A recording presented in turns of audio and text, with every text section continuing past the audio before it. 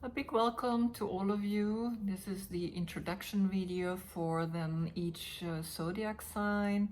I just want to go into a little bit the details of what's going to happen on this full moon in Scorpio. Very important is that you prepare yourself to release. Scorpio is the sign where we are transforming, right? So I give you the death card one more time. It really is an intense card. And it's kind of like a water sign, and we planted the seed, remember, to like in the new moon in Taurus. So this is a time to realize that the water elements that are coming now in from this Scorpio is actually giving the seed now the place to grow, right? And a Scorpio, I'm going to show you this kind of painting that I did. It's like an intuitive painting. It's me doing the Scorpio, and I upside down, and it's my feet that are taking over, not the head, no more thinking. And it's then this energy coming through my feet, right? When they touch, it becomes one. It's not an easy pose to practice. If you were very advanced in yoga, of course, go for it. I usually come from headstand, right? So any inversion that we're doing right now are really, really good. I'm coming usually from headstand into this pose, so the transition is what's so difficult. It is so focused, being in your center, being really clear and strong, right? And knowing like, okay, this is the next move, this is the next move, and it's all your core, right? And then you come into this position, and it's like, wow, when you do it, you realize you cannot think. You have to be absolutely connected to your body, right? So just remember that this is the intensity of this full moon, right? Being focused, being really fully in there, and allowing the transformation from that physical to happen into the spiritual, into the mystical, into that next step of the enlightenment that the Buddha has reached, right, or has become in this full moon. And we, like I'm painting now, right? So this is bringing me into the loop of timelessness, and time, the linear time, is finished. It doesn't want to exist anymore. It's like when we create a circle, right, in that circle, it comes back to where we started, and we will face it one more time, but with a different outlook, with a different perspective, right? And that's what's this new moon, this full moon wants to bring to us, right? A new awareness of how we're going to do things, right? Everything is now enlightened, right? Enlightened deep into our emotional, into our psychic abilities. And the criticism or the conditioning, which is linear, like it's not working anymore, right? Remember, don't judge no one. We're all just awakening. We're all just not that aware yet. That's all, right? No one, I know there's people, we like to judge, we like to bring the fault to the pointing the finger, right? But it's not working anymore, and we really have to allow to see that, okay, some people are there. Well, good, I'm here. It's different, right? Sometimes 180 degrees or full swing, and it's okay, right? So I just wish you a good reading, and a good moon meditation for this 7th and 8th of May. And thank you for watching, taking care of your life and taking care of the people around you. I salute you and wish you a namaste. Thank you.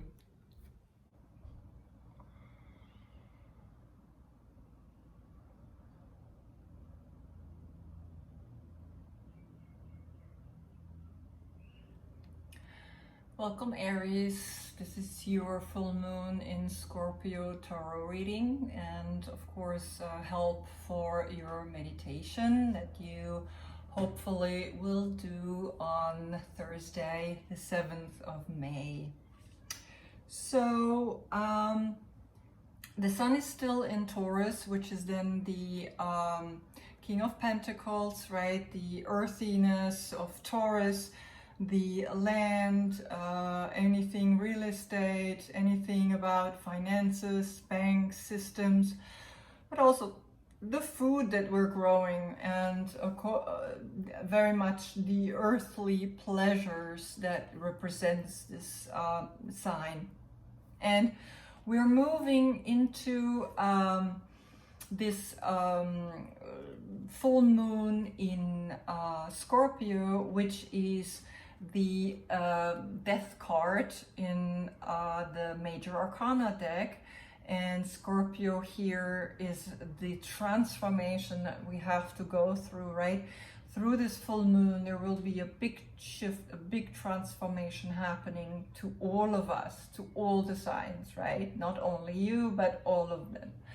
And so the sun here, as you can see between the two towers, is rising and is actually there. It's something new is coming, right? Something old leaves and something new is coming.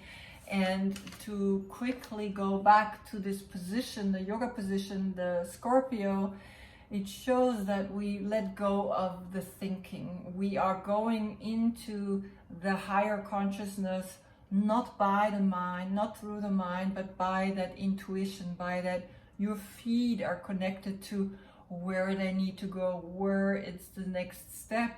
And intuitive, they know where to go, but then the mind comes in and says, no, but I usually go this way, but you tell, my feet want to go right, but I usually go left, right? So start listening to that.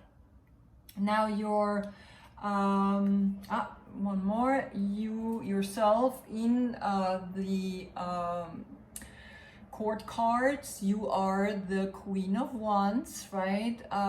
It's just so you know, the birth time here is the 12th of March. If you're born between the 12th of March and the 9th of April, this is your court card, right? People ask me, like, they thought they were something else, and it's just, this is for the court cards. So the people, for the humans that are represented in this deck, right? In general, the tarot reading. So the mystical shaman oracle card is the blade. Now, when you focus on this card, just see you see what you see, right? Feel it. And during the reading, maybe you will have that feeling of, okay, yeah, I understand what I have to do. When we read the card at the end, and it's gonna make even more sense to you, right? So at the center of this deck, and remember, the center always means not just like the center is the present moment. This whole thing is kind of like the present moment, showing me where you're at and also where you're coming from, right? So let's start with where you're at. You're at the 7 of Wands, which is a fire, your connection to your fire sign, right? And it shows that you, by practicing your meditation, by practicing a spiritual practice, you're able to defend things that want to attack you, right? So it's very clear that you are actually working on yourself. And what's crossing you is the devil. And the devil is that mind, is that ego that we have to let go of, right? Is that like feet above your head. That's no more ego. Ego is like, it's not gonna work. Ego is exactly what she is here in her sphere defending, right? And you can literally see it, how he's like, even his hair, it's like, right? He's very charismatic and he's very much like, come, right? I'm luring you in. And it's like, no, I have created this sphere, this bubble of self-love, self-understanding, right? And it's interesting because you come from the Ten of Swords, meaning you've been through a difficult time. Ten of Swords is mental thinking, overthinking, overdoing, over wanting, analyzing too much in your head. And it's finally over, right? The 10 is again a new number 1, but it's this circular, like I said, linear is not working anymore. It's all circular. So now you have to understand that this is like no more thinking, no more of that excessive thinking, because in the recent past, like yesterday or even a week ago, you have the 7 of Pentacles, which is that attention towards this plant, this seed that you maybe have planted in your last new moon in Taurus meditation, something that you want to bring now and put your attention to it, right? And you are 7-7, right? Defending that, right? Defending this new way of you, of being you, even though once in a while, right, this one comes in and wants to, you know, attack you, and you don't allow that because you've done your work, right?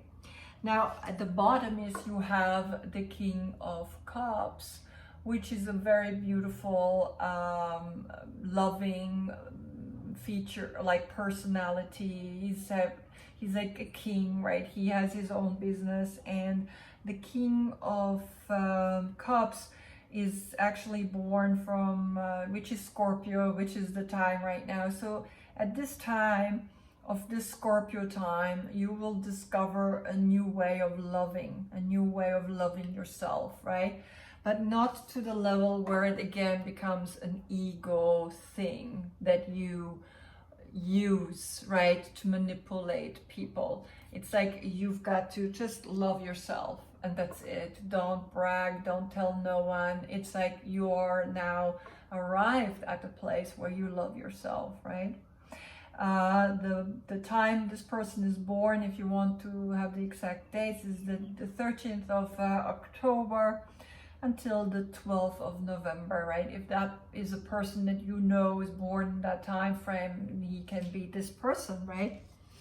Now above you, you have the 9 of Wands, right? So you moved from 7 of Wands to 9 of Wands, and it shows me that you really working. You see, she's able to hold. Now it's this one last to the 10 of Wands, but the 10 of Wands, it's like too much doing, too much heavy, like burdening on yourself, right? Action all the time, wanting to do, accomplishing something, and it's like no more. It's like this last, like overcoming now this energy of all the way action oriented, right?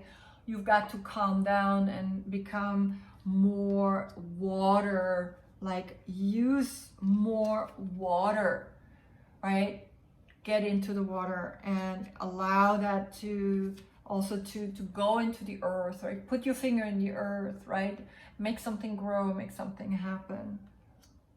Now, the future, or like this is, you know, it's all at the same time, right? But the 6 of Swords shows me again, this is like a mental energy, right? So here you came from the 10 of Swords, and here's the 6 of Swords. It shows me that you are allowing to release more and more, right? You're going again into the place of like, okay, I want to, it's like a rites of passage. It's like a new understanding of, I don't want think a certain way anymore. I need to move on. I need to go further, right? And it's happening all at the same time. All of these cards are right now in your awareness. So let's have a look at the blade, and then we combine them all again together and see which card works with this blade and what this blade is meaning to you, right? So the essence. The blade represents sharpness of the mind, body, and spirit. Pointing upward, it summons the power of heaven. When aimed down to the ground, it anchors the power of the heavens on earth. The blade can be a healing tool or a weapon. Wield it wisely and it will transmit power, bestow initiations, cut energetic cords from the past, or sever toxic relationships. Use it with anger and it will slash, stab, and kill. Wow. Right, so yeah, the ego, right, the devil, you can cut that off. The invitation of this card. You are invited to draw your blade and use it. It is not auspicious to hesitate, to waste time in idle talk, or to hide from the inevitable. Heaven and earth are aligned to support you in claiming your power. So take decisive action. Overcome your fear of hurting others. Unsheath the blade and use it wisely. All right. So this blade is definitely cutting off the negativity, right, of the